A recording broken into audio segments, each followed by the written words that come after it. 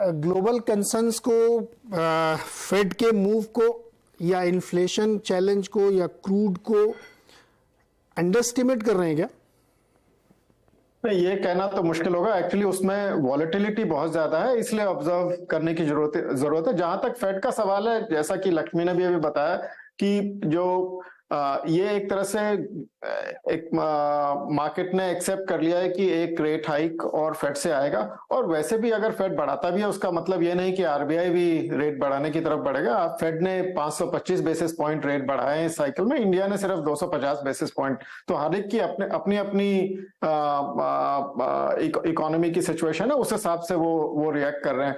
जहां तक क्रूड का सवाल है, देखिए उसमें जो रिस्क है वो ग्रोथ से नहीं है। ऐसा नहीं कि डिमांड ग्लोबली बहुत बढ़ रही है और क्रूड प्राइसेस उस वजह से बढ़ रहे हैं। डिमांड एक्चुअली स्लो होने जा रही है। ये जियोपॉलिटिक्स है, सप्लाई कट्स हैं, तो इनके ऊपर किसी का कोई कंट्रोल नहीं है। वो किस दिशा में मुड़ेंगे ये कह पाना अभी बिल्कुल मुश्किल है। ग्रोथ के बारे में हमें पता है कि ग्रोथ स्लो डाउन होने जा रहा है, पर जियोपॉलिटिकल फैक्टर्स का हमें कुछ पता नहीं है। तो इसलिए अनसर्टेनिटी जो है वो बहुत बनी हुई है, और जो अगर अनसर्टेनिटी प्ले आउट करती है तो वो जनरली नेगेटिवली प्ले आउट करती है। इसलिए हमें सचेत रहने की आवश्यकता है।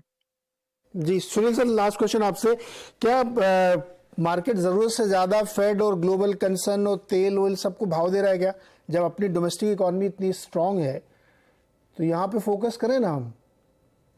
नहीं, देखिए मार्केट को आप कभी मत कहिए कि वो ओवर रिएक्ट कर रहा है, बिकॉज मार्केट ही रिएक्शन है एवरेज, समझिए आप। क्योंकि आज हमारे मार्केट में एफआईआईस डोमिनेट करते हैं, क्योंकि वॉलेटिलिटी उनकी फ्लोज ज्यादा है।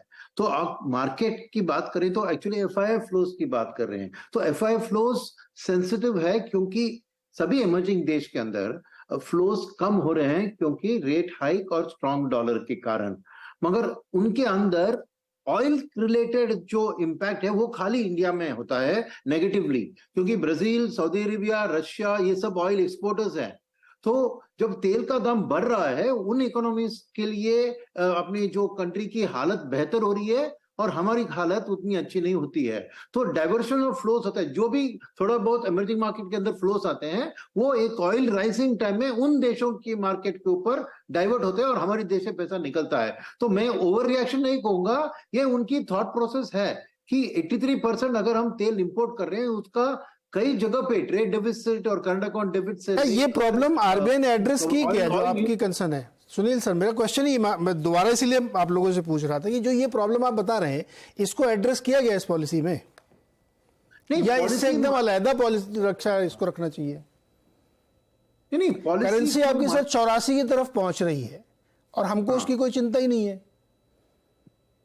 बताइए। देखिए, आप आरबीआई ये देख रही है कि ऑयल प्रोड्यूसिंग, ऑयल जो यूज करते हैं हमारे कंपनीज, इंडियन ऑयल जो पब्लिक ऑयल है, वहां पे क्या उन्होंने फैक्टर कर दिया, क्योंकि forward booking of crude contracts भी होता है।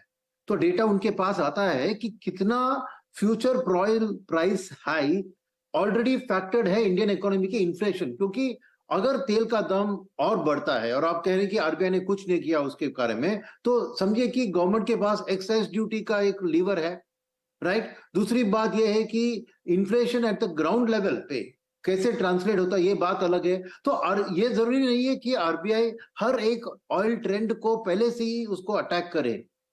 कई स्थिति होती है कि ऑयल को एक्चुअली इंक्रीज होने दो, उसके बाद हम एक्शन लेंगे। तो मैं कोई आरबीआई में कमी नहीं समझूंगा कि वो विजिलेंट है ऑयल के दाम के ऊपर, मगर कोई प्रेसिपिटेटेड एक्शन की जरूरत अभी नहीं है, और ये सही डिसीजन है उनकी।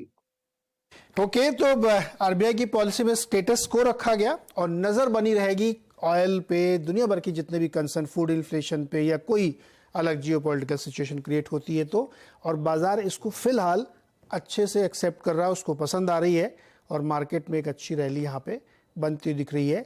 करेंसी अभी भी 83 रुपए 21 पैसे प्रति डॉलर पे ट्रेड करती हुई दिख रही है। बहुत बहुत शुक्रिया सारे मेहमानों का हमारे साथ जुड़ने के लिए और पॉलिसी एनालाइज करने के लिए। छोटा सा ब्रेक।